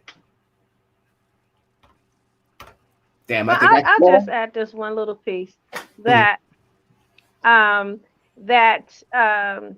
he could be a victim of his environment, i.e. pillow talk, and then two, in the state of Texas and I believe the state of Arkansas, in the history books, they have changed out the word slavery or enslavement and changed the term to intern, and that they teach that blacks came from Africa to learn working skills. So when you have that type of history whitewashed and rewritten, there can be no understanding. I mean, it's easily to come to, oh, it's a choice, because as an intern, what do we know about interns? Interns go to work for big companies so they can learn valuable work skills, right? So if you call a formerly enslaved African an intern and teach it on the elementary school level, when that person comes of age, they're not going to understand the concept of slavery. Slavery is brutal. Okay, so we just made it nice by saying that all these blacks came as a choice as interns to learn farming and natural skills. And now so that child is not going to grow up thinking that any wrong African. So when the African protest is like, well, what's wrong with you? Your ancestors came over to learn valuable working skills. Mm-hmm. And now when you got that definition, guess whose picture is going to be right there? Kanye said it. This musical genius. He was a 4-time Grammy winner. He's also married to Kim Kardashian. Exactly. That validates and to also attest to what teacher's saying, I know individuals that are the same age as me that grew up on the West Coast, and they come over here for like school, and we get talking with them. And it's like I never knew like racism was real until I got over here. It's like, how you not know racism is real, and y'all had the right. He's like, I mean, like now, like the historical racism, like we never learned about that stuff over there. Like they never taught us, like in their social studies books, they don't teach the Confederate War. They don't know anything about the Civil War. They know about the colonials. They know about the purchases. They know about moving west, which led to where they're at. They know about everything in their area historically. Everything on the East Coast, they don't know. They purposely do not teach them. And that's the same way with schools up in the Midwest. They strategically teach them just the bare minimum of the initial and then move it as quick to their centralized history and focus on that. Which goes 2 words for you for that. States' rights. And so I'm gonna go ahead and I'm gonna lead on to another person. She kind of somewhat sort of got canceled, but a lot of people digging her. We actually mentioned her in the show. Ladies and gentlemen, I would like to introduce you to Oprah Winfrey. Mammy, come home and dance for me. Biggest sellout ever. This woman here and I don't mean this woman and derogatory. You But go hard to beat me. I'm sorry, I had to get that. you did. This one here, when she was trying to, oh my gosh, when she did that documentary on Michael Jackson at the end, when she interviewed those two men, the one that testified on Michael Jackson's behalf, now all of us sitting there saying he didn't do anything to me, he didn't touch me inappropriately or nothing like that, to now, oh, he did. Come to find out, you're broke. You got no money. You got no recognition. Nobody don't even know that you're a dancer. Now all of a sudden you want money now. Now all of a sudden Michael Jackson touched you. Now I got to make this documentary. And for Oprah to sit there and just, I mean, y'all go ahead and take it. I'm trying to get my I mean, in respect to that note, that's just how she does when it comes to us. It's full force shaming, full force. I mean, of Amish level, shame on you. But when it comes to other races, just always gonna give them the benefit of the doubt. That's why she caused so much hell for that boy that wrote that book and come to find out he was lying about everything. And she's like, she welcomed him in. Oh, come in, darling. It's such a marvelous book. So inspiring. I'm going to make it part of my book club. That book is fake. Then she had the backpedal and want to come back and act all indignant and self-righteous and angry. It's like, nah, you sold yourself for the dollar, and instead of just owning up to it, which everybody knows, and your life will be a lot happier if you just owned up to the fact that you're a coon. You're a black for hire. And you are the black person that every white person says, I have a black friend. Yeah, and the funny thing is, when she first was starting to own, she actually did a documentary where she was full-time owner of OWN, and it was just getting low ratings. She didn't know what to do and all that stuff. So the people back at Discovery was like, hey, we can buy half of it back and we just run it. And she was like, oh, okay, all right. But I would be thinking, why won't I go to Russell Simmons and have him, teach me the ropes? Because he has a network. Oh, he got accused of sexual harassment. Since I got backlash for this Michael Jackson, the Me Too movement is happening. People want to get my take, so let me go on ahead and be executive producer for this documentary for my best friend, Russell Simmons. It's one of the most craziest things I've ever seen in my life. Well, I'm not saying that Russell Simmons is an angel or nothing like that, because he got a rap sheet, but that man's a musical genius. He's the one that brought hip hop to the forefront. He's one of the founding fathers. What he's done in the past, I don't know. I don't think anybody on this panel knows. But whatever he's done, it looks like he came to terms with it. Nobody is saying anything until now. How many years have it been? What, 20 years? Maybe even 30 now? And now they even bringing up Kimora, his previous wife. Yeah, sitting there saying that they got together like around freaking when she was 16. But here's the crazy thing. She's not saying a damn thing. She's not saying nothing. Do anybody catch that? But no. I've been caught that. Yeah, but Oprah, it's like me doing Teach Dirty. As long as I know her, I'm sitting there bringing up her past. Like, yeah, she's sitting there talking all these things about all these Mexicans, but she over here chilling with Jennifer Lopez and all them, and kikiing with them, all that stuff. And she could have just had a freaking change of heart. But I'm just gonna throw her out there. Like, at one time, You know, I'm gonna endorse this documentary about her, but still in the same breath, you're my friend. And Tish, you will really feel betrayed. Yeah. So yeah, you know. But what But go ahead. what I would like to say about Oprah and also Ben Carson is that in all of their successes, somehow or another, they forget that they are at the top of their field and there's no one greater than them.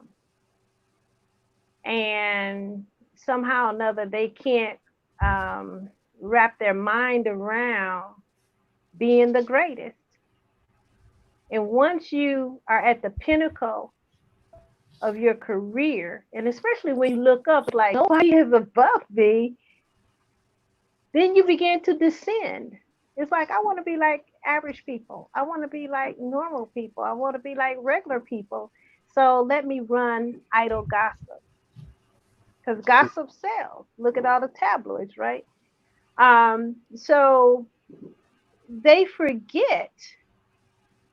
And people say, and those that have gotten there, is lonely at the top. But at some point in time, with all of her money and all that she does she have to do another show that depicts someone in a negative light? That's a choice that she can make to pick to do a biopic to highlight the best things. And I take that from our culture, our grandmother culture, that says that if you don't have anything nice about anybody, don't say anything at all. So I have to ask the question, if I am at the top of my field and I can't figure out what to do, at least don't let it be negative. At least have that one filter. Let me do something great, not just for ratings or for money or, you know, and I don't know what her income to debt ratio is, that the drive is for more money. I don't know that. I make no claim for that. But I would have to say, am I doing this for the money? Because if you're doing it for the money, then you may not have that filter of celebration. And believe me, if I was at the top of my field and I looked up and there was no one greater than me, I would be thinking of ways to bring glory and celebration to all. Glory and celebration. We have enough negative things in life to deal with. People have their life challenges. Somebody will be raped. There is some creep that will take advantage. Someone will be strung out on drugs. You know, there is starvation. There is the coronavirus that's killing people, and so forth and so on. So that those things add up to life. So why not pick the better things in life, the best things in life, to elevate, to uplift, motivate, and inspire people versus, ooh, wow, did you hear when he was 15, he was going with a 14-and-a-half-year-old? Yeah. For ratings, for money. Because at that point you have descended. Your vibration is no longer high vibrating, but low vibrating. Because you're on the top and you want to be like the people that's on the bottom. Right. Secretly in your heart somewhere. Right. All have sinned and fall before the glory of God. If you look at any one of our lives, like I stated long enough, if you look in the phone of our life long enough, you're going to find something that's unsavory, that's unfavorable, might even be, unseemly. But everybody got some dirt. Yeah. That's the biggest thing.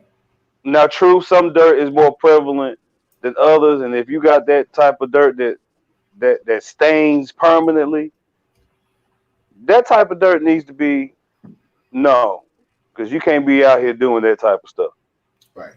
But if you just got simple, summer outside playing all day dirt that you're gonna accumulate because you've been outside for the last 2 weeks, what that mean to anybody? You've been clean for the last 27 years. What anybody care about that? People that Like, have that too dirt been much time. gone.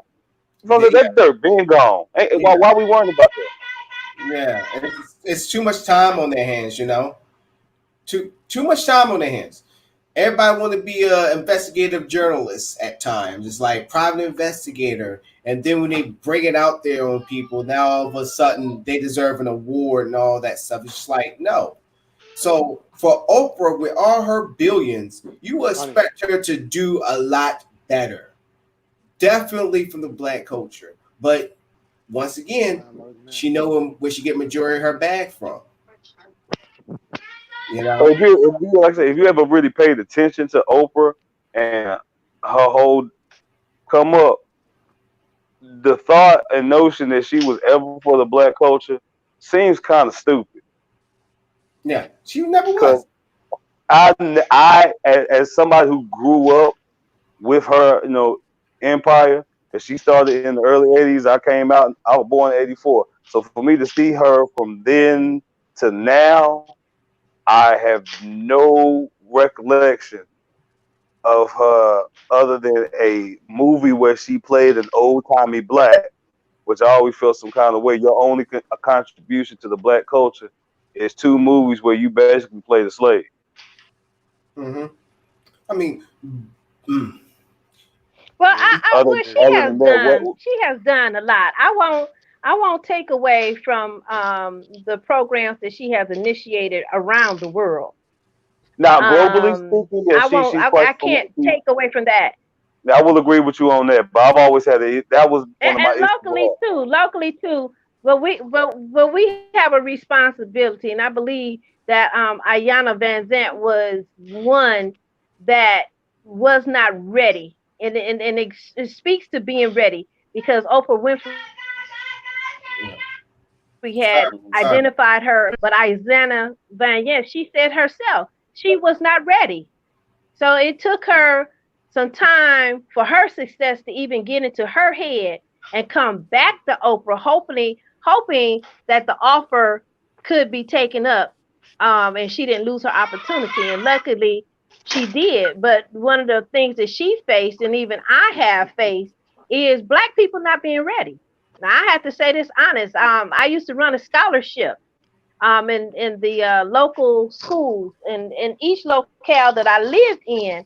And you will be surprised. I'm giving away free money for high school graduating students, their freshman year of college. All they had to write was a 2-page essay on how they would navigate college to be successful.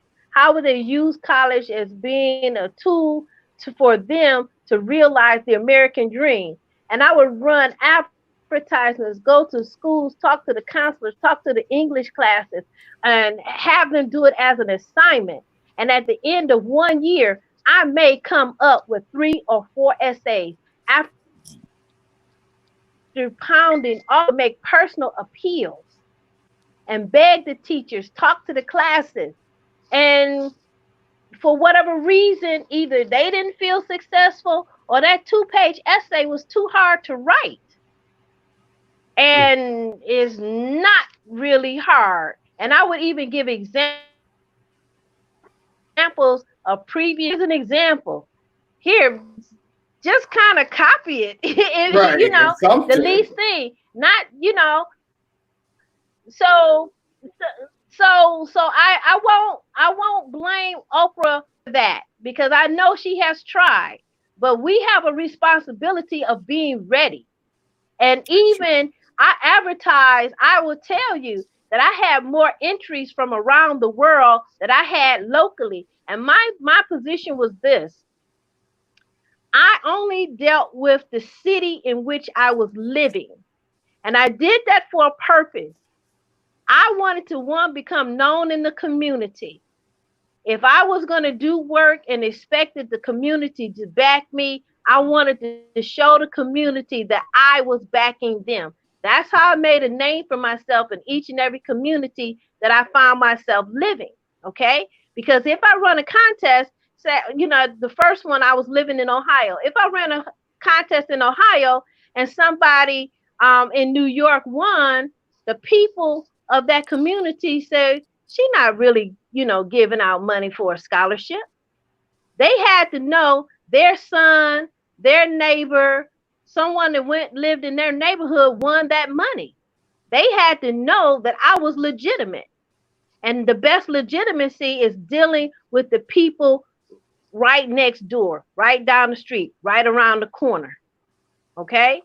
And so it's the matter of being ready, of thinking I can, knowing that I can. They know that they need the money. And I even took the restrictions. Most scholarships are paid to the college of university in which that student attends.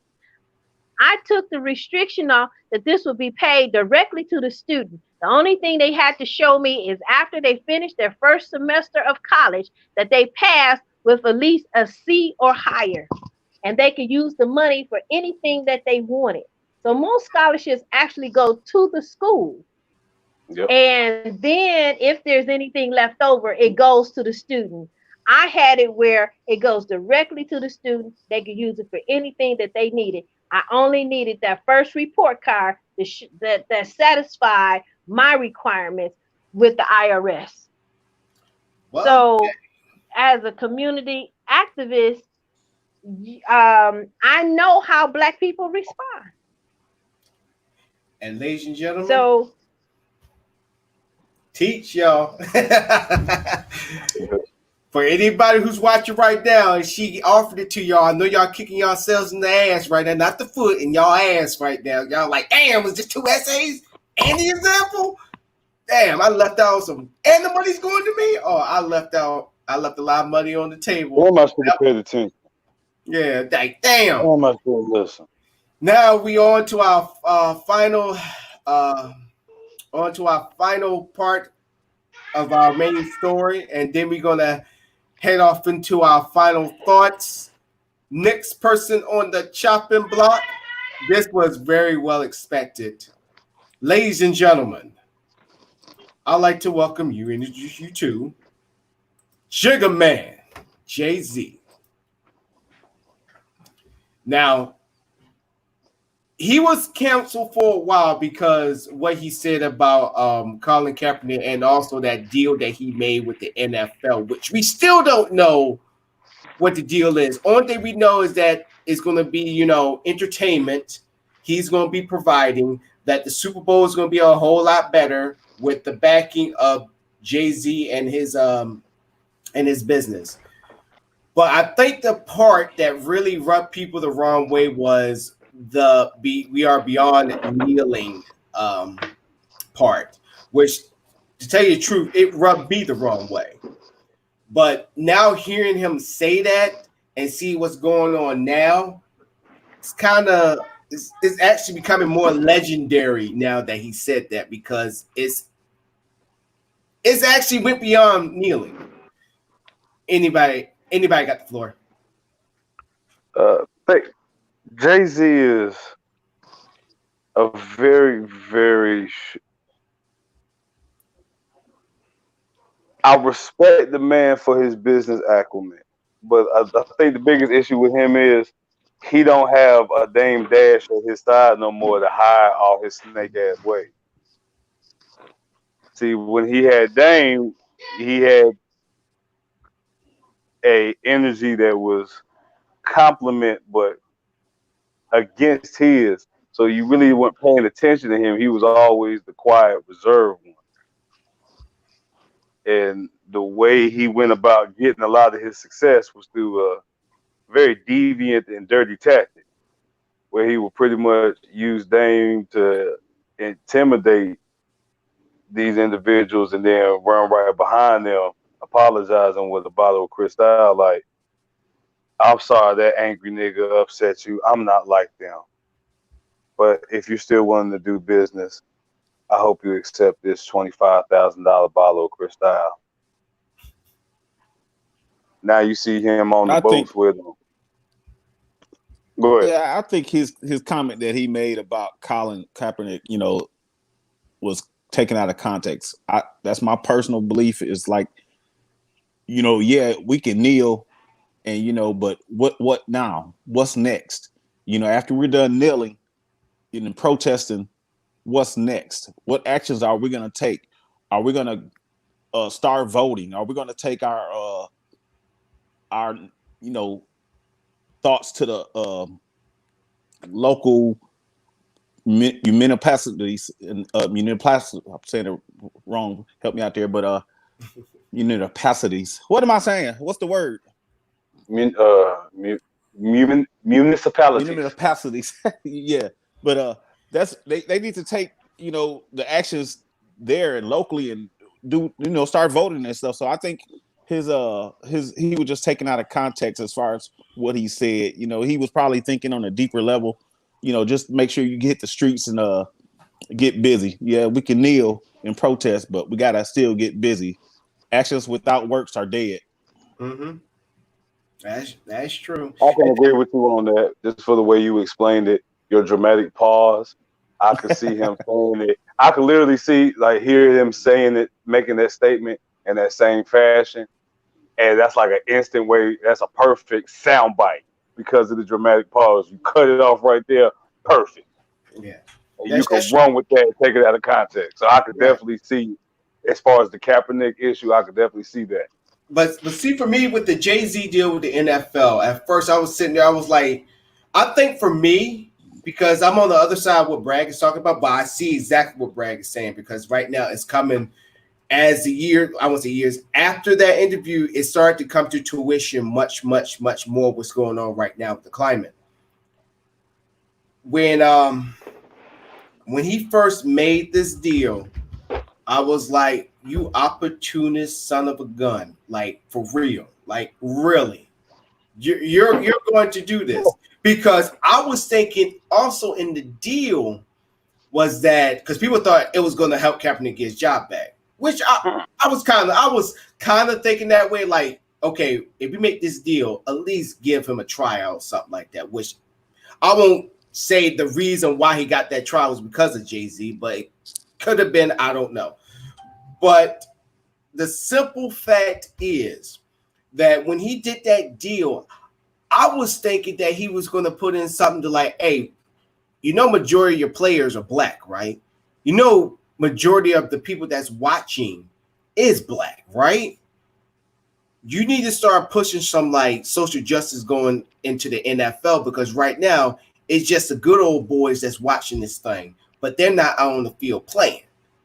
That's why I was thinking the deal, what he should have had in the deal. Like, there's no benefit, there's no financial benefit to it. Right. You have to stop saying you need to look at a broader audience. We know when you say broader audience, you're talking about white people. You're not talking about black people. Because I was thinking more that he was like, you need to have more progress, not that bullshit that Malcolm Jenkins had, who basically just took that deal and ran with it. I can go off the hinges with him. And speaking of Malcolm Jenkins, what Eric Reed did, I could give a damn what Stephen A. Coon Smith says. And what freaking big-lipped Shannon Sharp got to say, skill. I could give a damn what he said.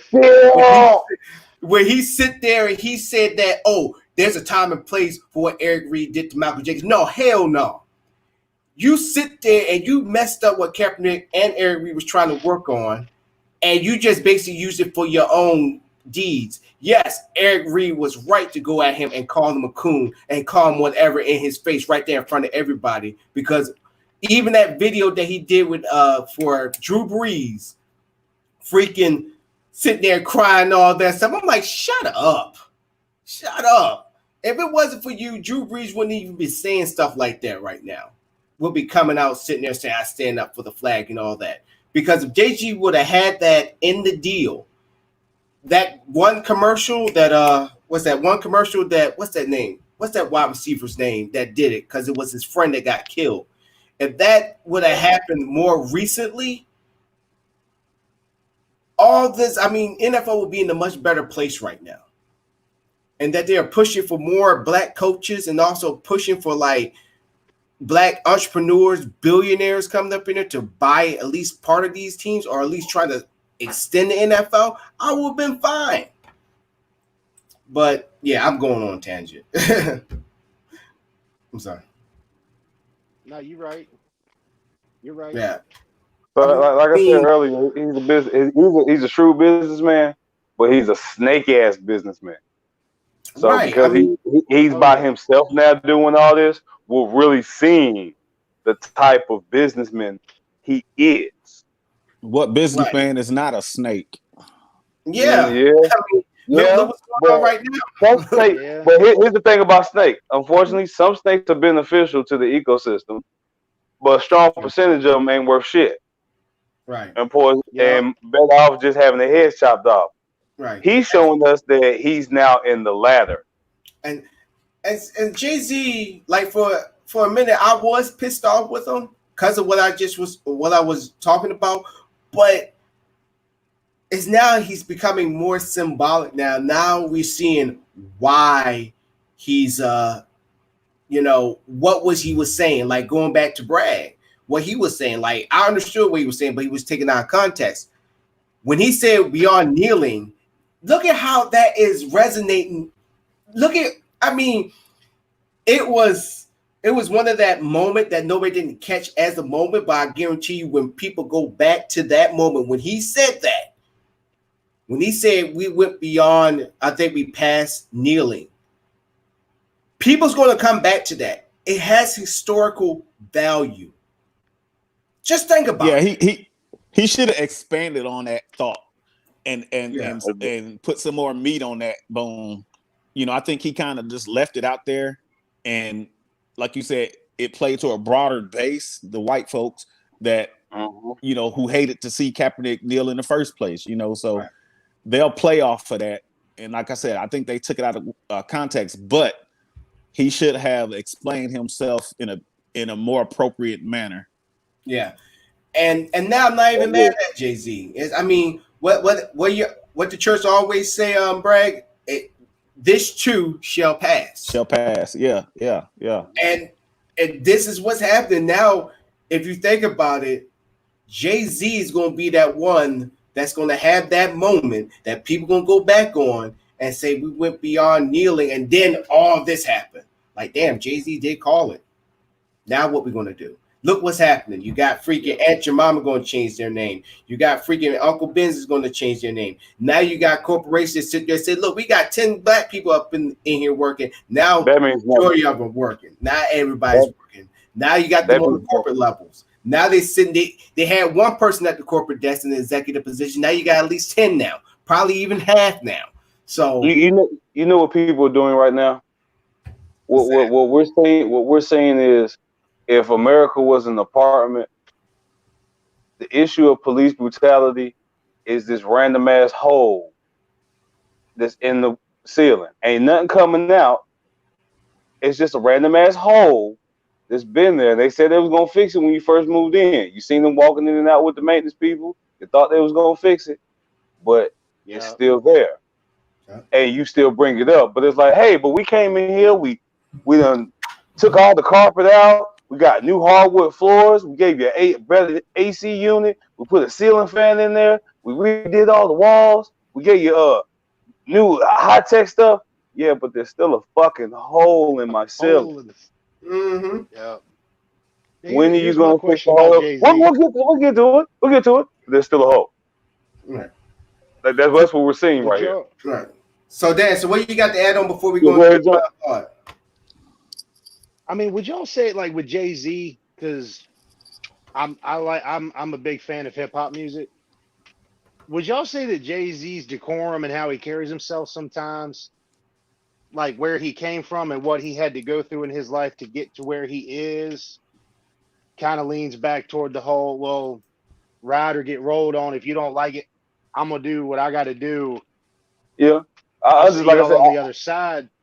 I respect I respect what he's doing.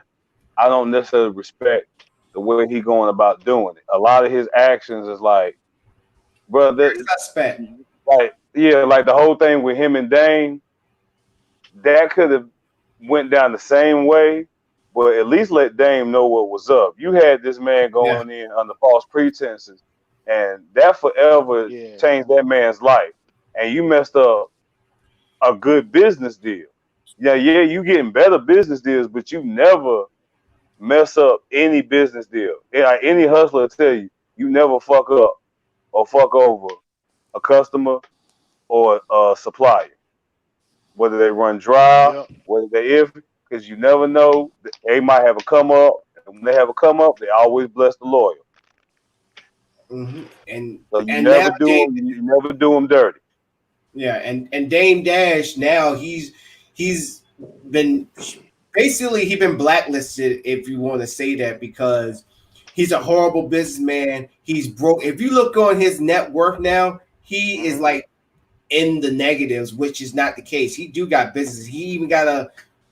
It's not popular, but it's getting their YouTube channel. But he does come across as an asshole. Don't get me wrong. But how Jay-Z because did it. because how Jay-Z painted him and how Jay-Z was like he would send him Yeah. he would send him to the radio stations. Like what we see in that movie Be Cool, the gang members going up there and getting all aggressive with the PR director, the program director, making sure them records get spent. He actually had Dame out here doing that stuff. Ain't that something? And then go behind Dame and call him like, I heard about what happened, man. First off, I want to apologize. Yeah, even though I'm associated with him, I did not. I had no prior knowledge of those type of actions. No, good and damn well he sent that nigga down there to do that. But he could have let Dame know, hey man, I need you to go down there and scare these motherfuckers, and I'm gonna come back behind them and sweet talk them, and we gonna get this shit rolling. That my nigga, I got you. How bad you want me to scare him? Oh yeah. No, Well, they've been he doing that in felt the music industry, B, since the mafia. The mob used to do that in Chicago and New exactly. York. That's where he got the idea If they from. yeah, if they had a stake in a record company, they go to the. I mean, the Gambino Oh, you family gonna did play that for it? years. Shoot, the mob, the European mobs do it to this day now. They find some girl that says she want to be in. They want to get that. If they find any type of foothold in there, oh, you gonna record this track and you're gonna spin it. It's gonna happen. Hmm. It will behoove you and your kneecaps, and it's conducive to your wife's welfare if you play this track. All right, so we're at the last leg of our show, ladies and gentlemen. Unfortunately, we're gonna have to make it quick on the final thoughts, so I can have y'all out in the timely manner. Thank you, Mr. O. Good grief, I'm playing, but yeah, let's go ahead and jump on in. Great conversation that I had with each and every one of y'all. But Dan, you're gonna start off with our final thought.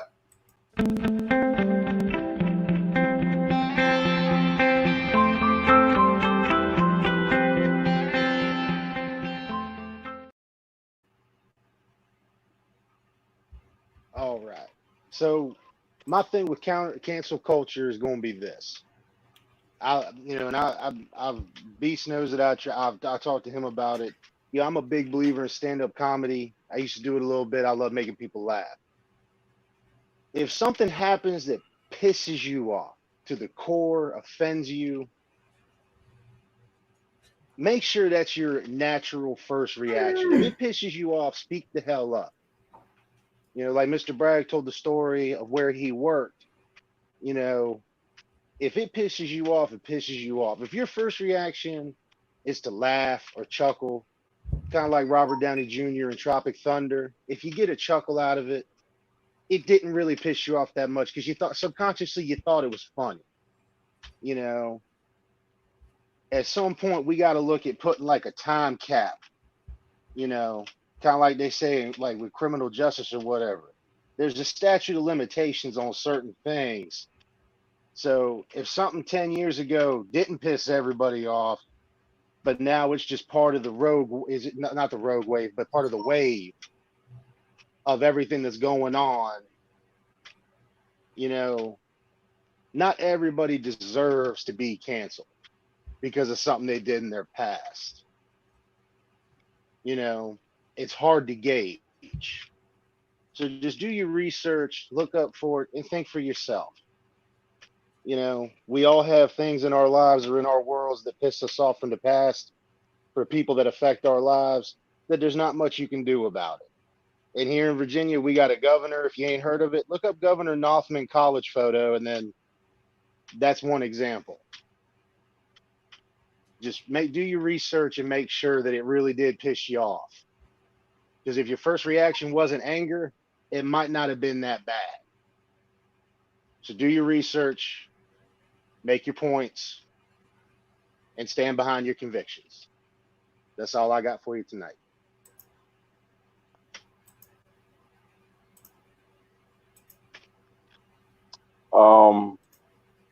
My final thought is the uselessness of racism.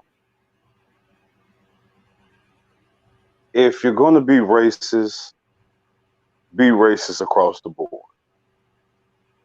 If you can systematically find the issues within the outside world or the outside races, then you damn sure better will have just as big a list for the issues with your own race.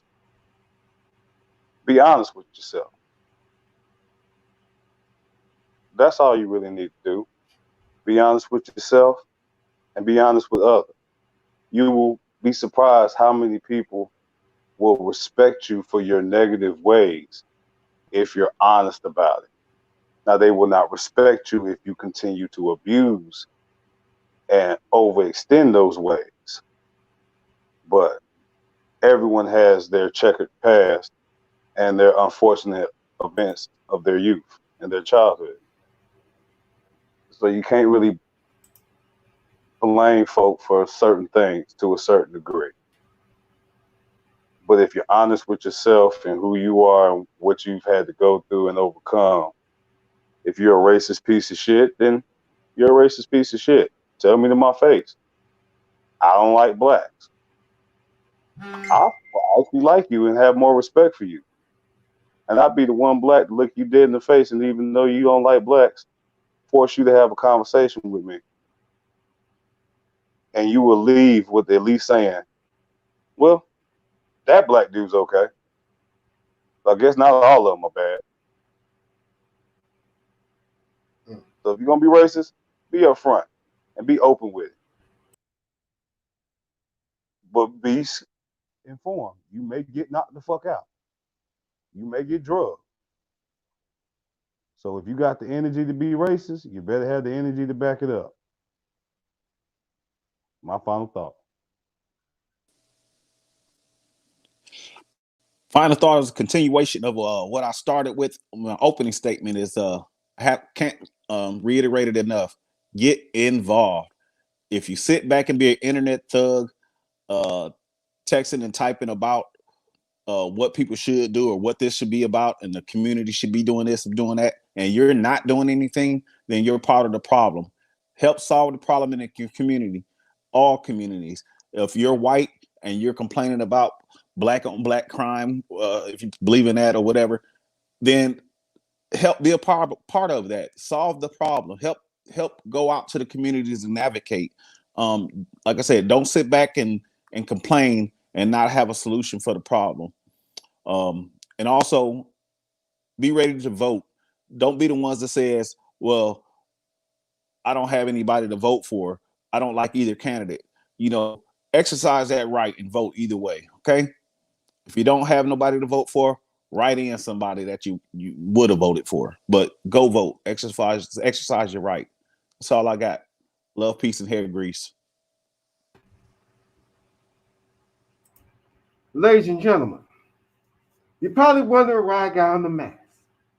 It's for me to remind you there's still a disease going on outside. It's coronavirus, COVID-19, whatever you want to call it.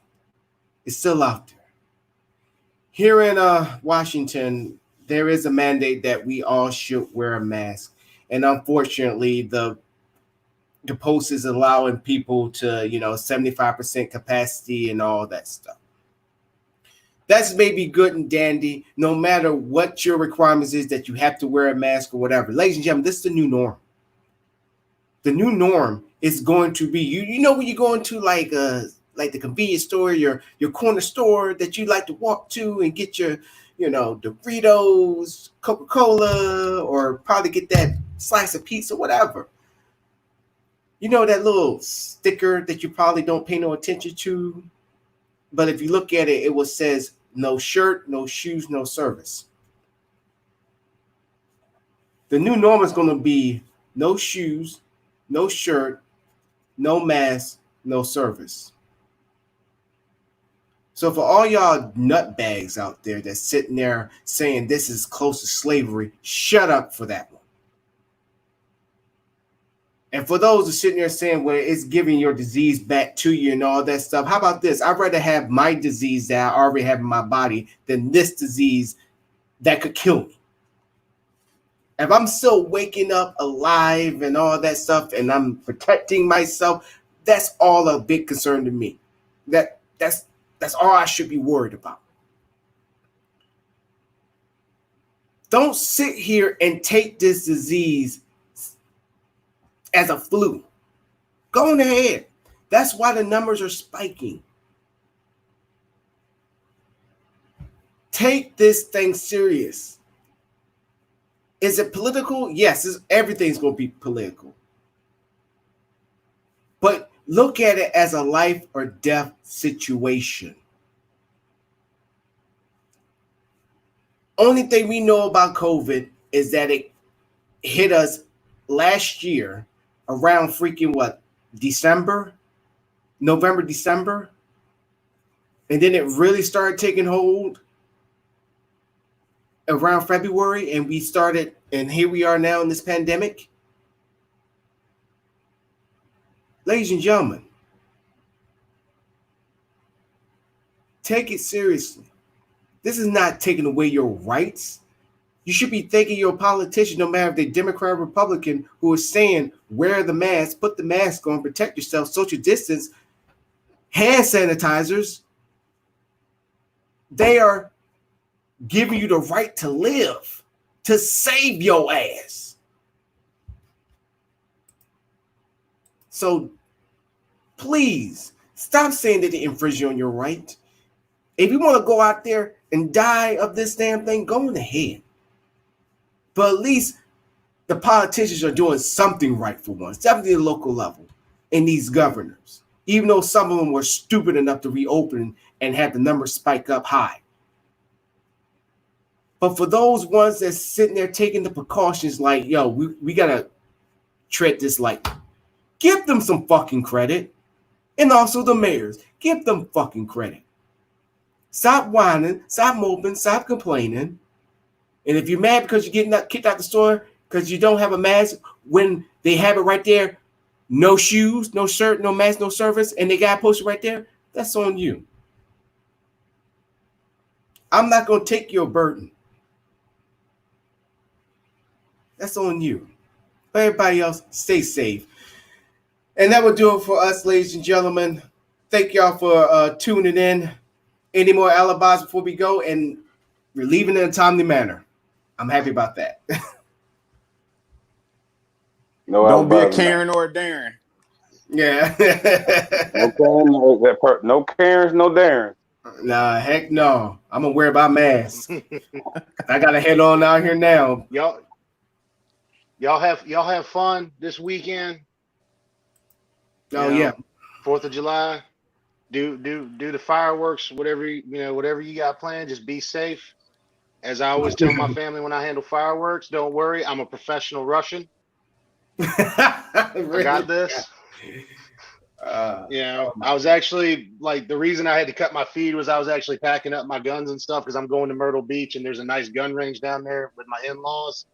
So if you're shooting fireworks, whatever you're doing, be safe. Always mind your surroundings and have fun. Yeah. Hot dogs, wings, and all that great stuff. But other than that, ladies and gentlemen, it's time for us to head on out. As for my guest, and also sorry, ladies and gentlemen, she had to go. She had to deal with something, but she would say goodbye to each and every one of y'all. And also, we're off. No show on Friday or Monday to enjoy our 4th of July weekend. But y'all can look at our past shows on our Facebook page. It's the Alamonte Show. You can look at all the shows. I'm still uploading them as I go. So give me time. Just give me time. So tell your friends about it. Once again, tell your your mama, your friends, your side pieces, whoever, even your dog, to watch and tune into the show. Not gonna hold y'all up. I'm your host. Good night, everybody. I've been Monte Morris. Thank you, Dan, for tuning into the show. Beast Johnson and Ellen. Oh, Mary says hi, by the way. Oh, she did tell Mary, said, what's up? Yeah, she said happy 4th of July. I talked to her today. Oh, that's good. Happy that she's doing okay. But for us, we gotta go. Catch y'all later. Bye. Y'all be safe.